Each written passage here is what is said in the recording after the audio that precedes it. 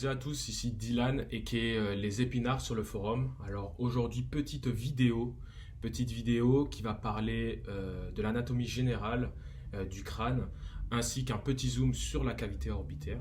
Alors je suis très content d'être votre tuteur d'anatomie tête et cou pour ce deuxième semestre et j'espère que cette vidéo va vous plaire. Concernant le S1, alors j'espère qu'il s'est bien passé, que vous avez passé de bonnes fêtes et que vos notes, si vous les avez eues, ont été à la hauteur de vos espérances. Et si les notes ne vous conviennent pas, n'oubliez pas qu'il y a toujours le S2 et que ce n'est jamais fini, mais dans une seule condition, c'est de travailler et de continuer à travailler sur cette lancée. Vous n'avez pas fini et il y a encore les oraux juste derrière.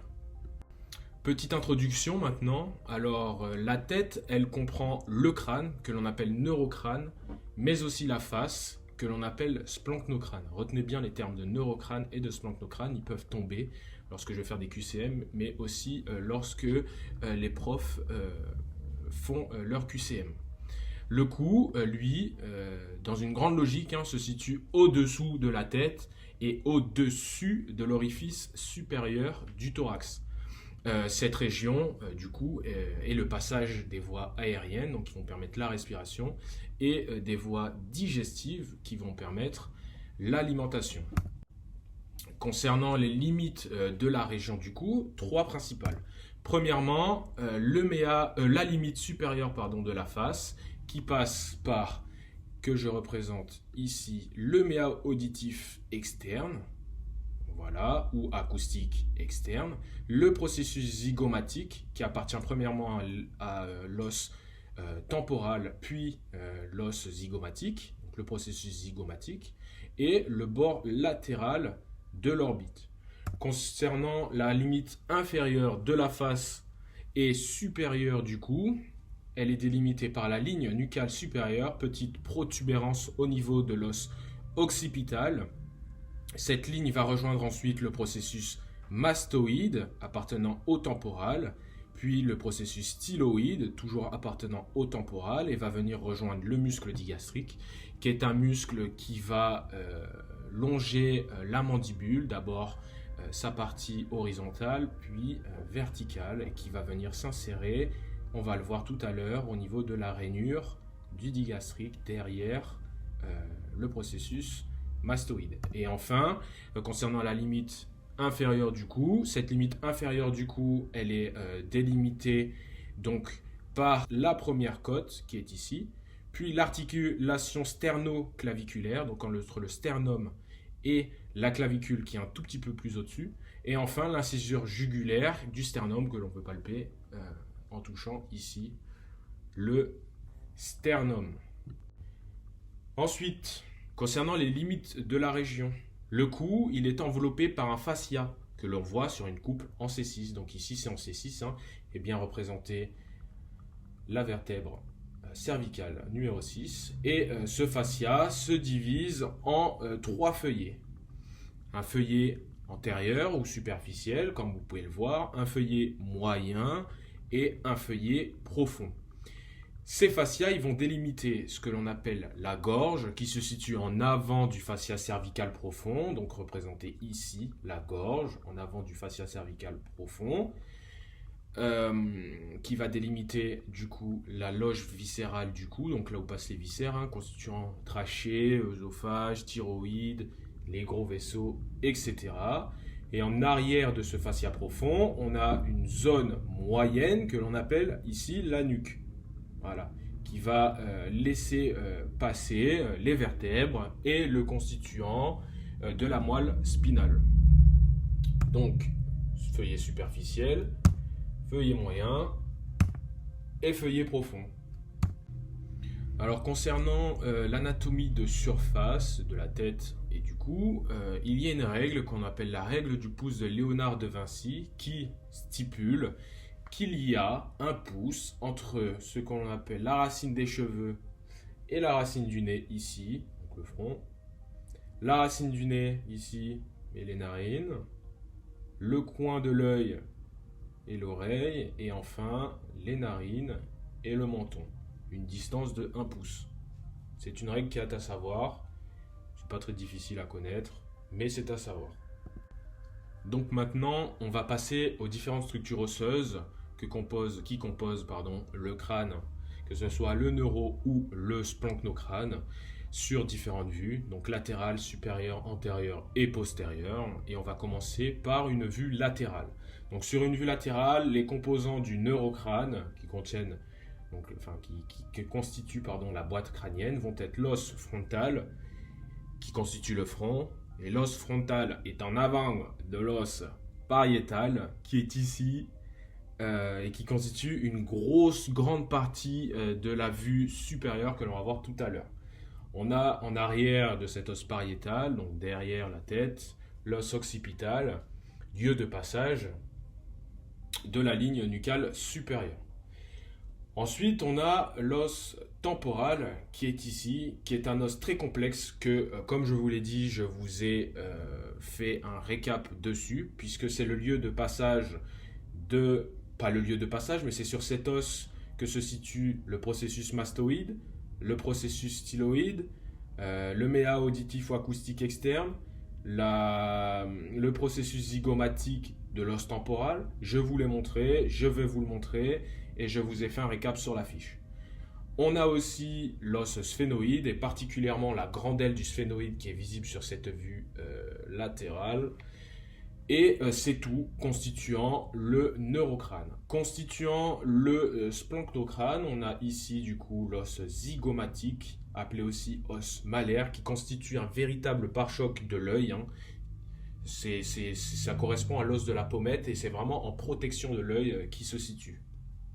On a l'os nasal en 1 ici que j'ai mis. J'ai mis un 1 parce qu'il ressemble un peu en termes de couleur à l'os zygomatique et j'ai pas voulu vous embrouiller, donc j'ai mis un 1 pour l'os nasal, l'os du nez. On a ici l'os maxillaire, voilà, appelé avant maxillaire supérieur, mais on s'en fiche, c'est maxillaire. Et en dessous, la mandibule, dont je vous ai fait un récap, un zoom sur la fiche. Vous allez voir pour plus détailler cet os qui est aussi un os qui est complexe quand même. Donc maintenant, on va passer à une vue antérieure et ce qui est vraiment prédominant sur cette vue, c'est l'os frontal en bleu qui constitue la majeure partie du crâne sur une vue antérieure. On a aussi l'os zygomatique, appelé aussi le géant au pied d'argile, comme je l'ai dit, qui représente un véritable pare-choc de l'œil. On a le maxillaire avec les foramen infraorbitaire et on a la mandibule en dessous. En 1, toujours pareil, représenté l'os nasal. On peut voir ici, donc là, au niveau de la cavité, ce qu'on appelle la cavité nasale, médialement, la cloison nasale, et de part et d'autre, donc de chaque côté, latéralement plutôt, les cornets supérieurs, moyens et inférieurs. Attention, et ça c'est très important, très important, notez-le sur une vue antérieure du crâne, les os pariétaux, les os temporaux et l'os sphénoïde ne sont visibles qu'en perspective, mais ils ne font absolument pas partie de cette vue, de la vue antérieure du crâne. C'est-à-dire que là, les os en vert, en rose, rouge et en jaune, qui constituent le pariétal, le sphénoïde et le temporal, n'appartient absolument pas à la vue antérieure du crâne. Et ça peut constituer un piège dans les QCM, donc retenez bien cette information. Ils sont visibles, mais n'appartiennent pas à cette vue. Sur une vue supérieure maintenant, le crâne il a une forme de ce que l'on appelle une cruche de terre, notamment avec deux anses de part et d'autre qui sont représentées par les os zygomatiques et le processus zygomatique de l'os temporal. Qu'est-ce qu'on voit sur cette vue? Premièrement, les deux processus zygomatiques de l'os temporal, avec ici l'écaille du temporal et là le processus zygomatique, qui se joint à l'os zygomatique par choc de l'œil. On ne l'oublie pas. En arrière de cet os frontal, on a les deux os pariétaux. Ces deux os pariétaux constituent ce que l'on appelle, avec l'os frontal, ici le point bregma. En arrière de ces os pariétaux, on a l'os occipital qui, avec les deux os pariétaux, notamment c'est ici l'écaille de l'occipital, et avec les deux os pariétaux vont aussi se réunir en un point qu'on appelle le point lambda ou lambdoïde. Maintenant, on va faire un petit récap sur les sutures, je pense que c'est le bon moment. Donc premièrement, en 1, on a ce que l'on appelle la suture lambdatique ou lambdoïde, qui est entre l'os occipital, donc c'est l'os où il y a écrit le 1, et au-dessus, les deux os pariétaux. Attention, ici, je parle bien de suture lambdatique, je parle ni de fontanelle, ni de point lambda. La fontanelle lambdatique ou lambdoïde est entre l'os, la suture lambdatique et la suture sagittale. En 2, sur une vue supérieure, on a la suture sagittale entre les deux os pariétaux qui va délimiter justement le plan sagittal que vous êtes censé voir en début d'anatomie générale. Donc le plan sagittal, c'est le plan que prend le sagittaire lorsqu'il tire à l'arc.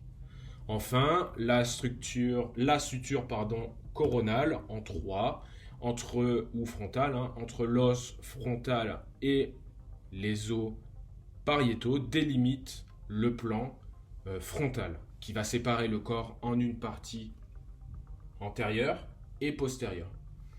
Donc petit point info, les fontanelles elles vont donner des sutures dont certaines vont venir converger pour donner des points. Le point bregma, comme je vous l'ai dit, il est issu de la fontanelle bregmatique et il correspond à l'intersection des sutures coronales et sagittales.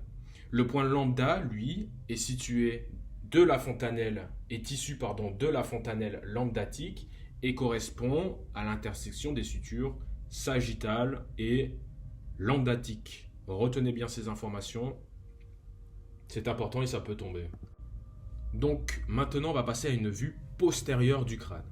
Et sur cette vue postérieure du crâne, qu'est-ce qu'on observe? Eh bien déjà, l'os temporal en rose. L'os temporal qui présente le processus mastoïde, ici, et la rainure du digastrique ici. C'est le lieu de passage et d'insertion du muscle digastrique, notamment la portion postérieure du muscle digastrique. Représenté par un W ici, c'est l'os vormien ou os de suture, qui est un os qui est surnuméraire, retrouvé souvent, mais de position assez, je dirais, variable et aléatoire selon les personnes.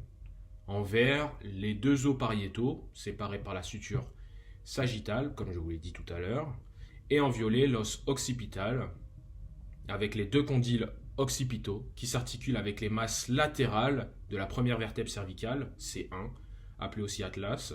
Et c'est sur cet os que l'on observe l'écaille de l'occipital, en haut, mais aussi la ligne nucale supérieure que je ne vous ai pas représentée ici pour que ce soit un petit peu plus intuitif. Donc je vous invite à revoir la partie sur les limites de la face et du cou si vous n'avez pas compris. Maintenant, on va passer à la cavité orbitaire. Bon, on en a deux, je pense que vous le savez, mais chacune de ces cavités va contenir l'œil, qui constitue l'organe de la vision, dont on parlera lors du cours consacré aux organes des sens. Et ces cavités aussi contiennent les glandes lacrymales qui sont responsables de la sécrétion des larmes.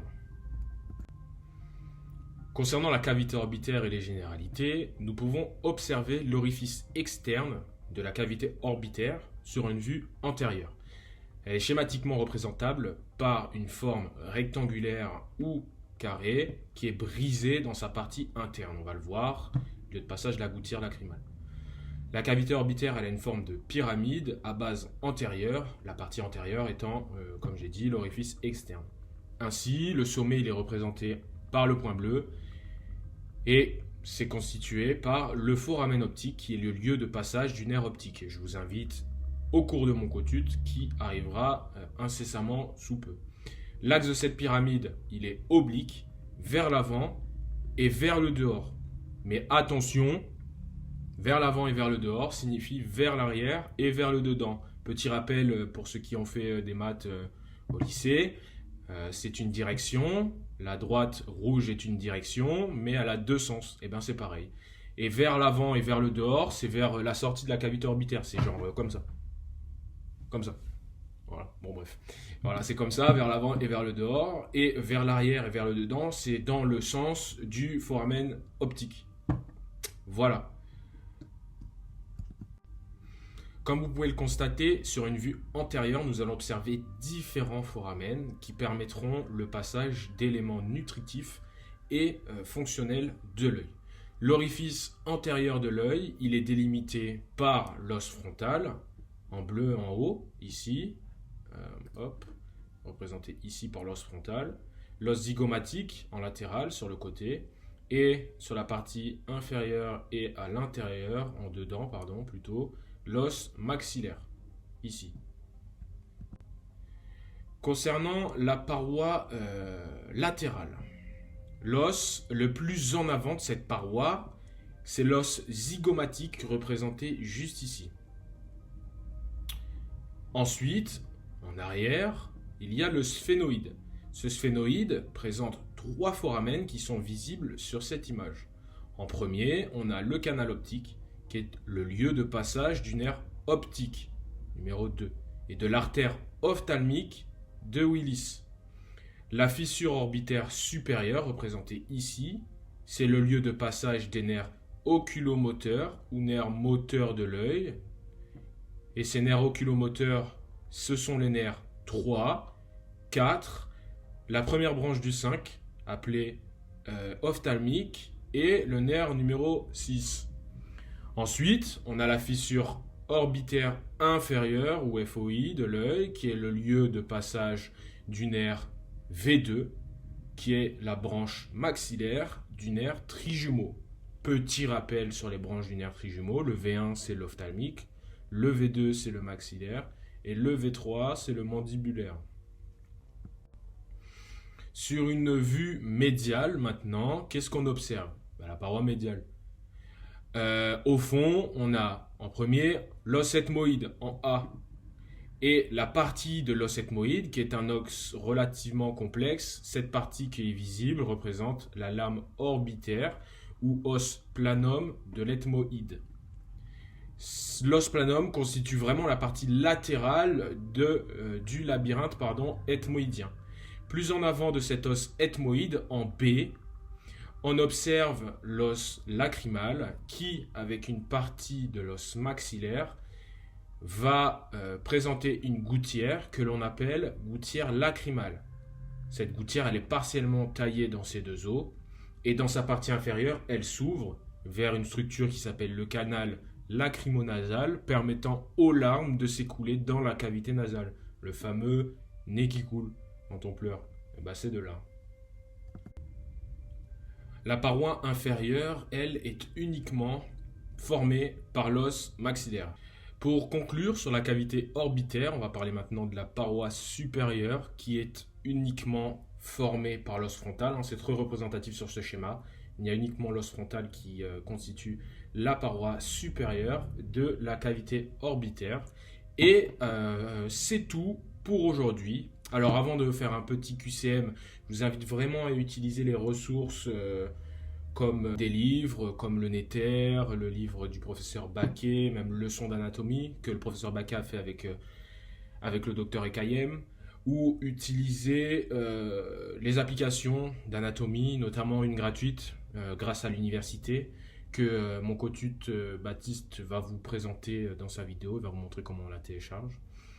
Et vraiment essayer de dessiner, de vous entraîner à dessiner les structures, à vous les représenter. Moi, je le faisais par l'imagerie mentale, donc de fermer les yeux, de se représenter les structures, de les bouger dans sa tête. C'est un peu de la méditation, entre guillemets, mais moi, ça m'a vraiment aidé et je trouve que c'est important du coup que je vous en parle, étant donné que ça m'a vraiment aidé. Alors maintenant, petit QCM. Quelle, au singulier ou au pluriel, réponse est ou sont vraies? Est-ce que l'axe de la cavité orbitaire est orienté vers l'avant et vers le dehors? Est-ce qu'il est orienté vers l'avant et le dedans? Est-ce qu'il est orienté vers l'arrière et le dedans ou vers l'arrière et le dehors? Et est-ce que le rectum est un os du crâne? Je vous laisse mettre pause et je reviens. Et voici les réponses. Alors l'axe de la cavité orbitaire est bien orienté vers l'avant et le dehors, mais ça veut aussi dire qu'il est orienté vers l'arrière et le dedans. Et ne vous faites pas piéger par ce genre de piège, que vous apprenez qu'un seul et que du coup vous vous dites qu'il n'y a qu'un seul. Il y en a deux. Il y a l'avant et le dehors, et il y a aussi le sens opposé. Et le rectum, c'est pas un os du crâne, hein. Je vous invite à aller voir le cours qui va sortir, s'il n'est pas déjà sorti, sur l'appareil digestif en anatomie générale. Voilà, le cours il est terminé. Alors j'espère qu'il vous a plu. J'espère qu'il n'a pas été trop compliqué. Je pense pas. Si vous avez des questions, vous pouvez nous la poser à Baptiste et à moi sur le forum en prenant bien soin de vérifier il est ou pas déjà été posé sur le forum en utilisant la barre de recherche. Je vous donne beaucoup de force pour le S2. Vous allez voir, vous allez prendre beaucoup plus de plaisir. Ne lâchez pas, et rien n'est fini, c'est jamais fini, il y a toujours moyen de faire des grosses remontadas au S2 et aux euros. Merci beaucoup.